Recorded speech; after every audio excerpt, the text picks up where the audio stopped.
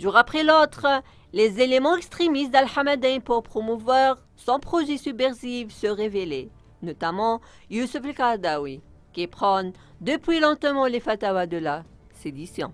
Dans le contexte de la politique d'Al-Hamadain, afin de renforcer la propagation de terrorisme et asservir son agenda subversif, n'a plus caché dans nombreux pays du monde, en particulier le rôle d'Al-Qaradawi, le président de la Fédération mondiale des savants musulmans.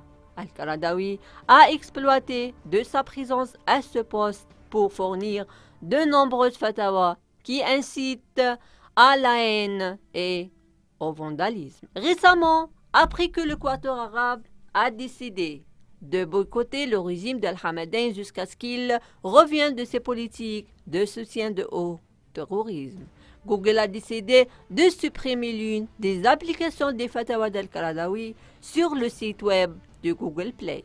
Cette décision confirme que les décisions prises par les 4 pays arabes étaient nécessaires. La mesure prise récemment par Google d'empêcher la propagation de ces fatwas lancés par Al-Qaradawi contre des pays et des institutions qui rejettent la politique subversive d'Al-Hamadain dans la région. Pendant que Al-Qaradawi ne parle pas de ce qui se passe au Qatar ou dans les territoires palestiniens occupés, dont le peuple palestinien a soumis à toutes sortes de tourments.